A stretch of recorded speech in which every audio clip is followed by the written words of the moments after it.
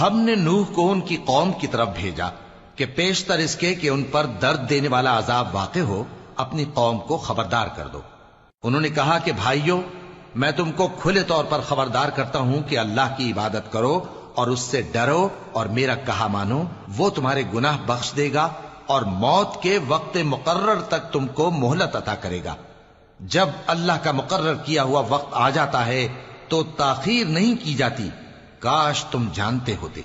جب لوگوں نے نہ مانا تو نوح نے اللہ سے عرض کی کہ پروردگار، میں اپنی قوم کو رات دن بلاتا رہا لیکن میرے بلانے سے وہ اور زیادہ گریز کرتے رہے۔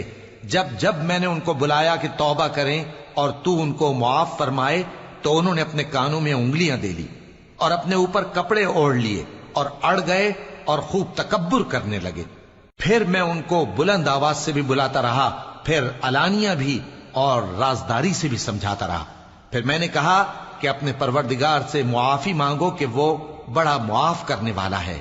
وہ تم پر آسمان سے موسلا دھار میں برسائے گا اور تمہارے مال اور بیٹوں میں اضافہ کرے گا اور تمہیں باغ عطا کرے گا اور ان میں تمہارے لیے نہریں بہا دے گا۔ تم کو کیا ہوا ہے کہ تم اللہ کی عظمت کا اعتقاد نہیں رکھتے، حالانکہ اس نے تم کو طرح طرح کی حالتوں میں پیدا کیا ہے؟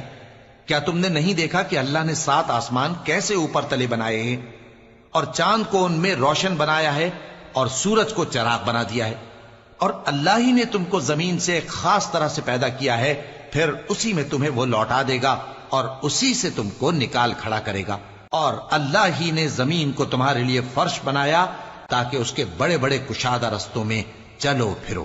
آخر میں نوح نے عرض کی کہ میرے پروردگار، یہ لوگ میرے کہنے پر نہیں چلے اور ایسوں کے تابع ہوئے ہیں جن کو ان کے مال اور اولاد نے نقصان کے سوا کچھ فائدہ نہ دیا، اور وہ بڑی بڑی چالیں چلے اور کہنے لگے کہ اپنے معبودوں کو ہرگز نہ چھوڑنا، اور ود اور سوا اور یغوث اور یعوق اور نصر کو کبھی نہ چھوڑنا۔ اور اے پروردگار، انہوں نے بہت لوگوں کو گمراہ کر دیا ہے اور تو ان ظالموں کو اور زیادہ گمراہ کر دے۔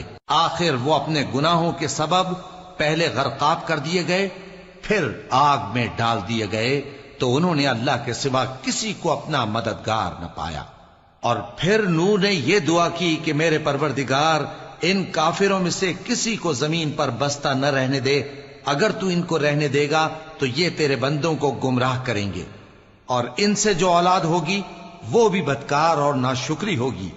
اے میرے پروردگار، مجھ کو اور میرے ماں باپ کو اور جو ایمان لا کر میرے گھر میں آئے اس کو اور تمام ایمان والے مردوں اور ایمان والی عورتوں کو معاف فرما اور ظالم لوگوں کے لیے اور زیادہ تباہی بڑھا۔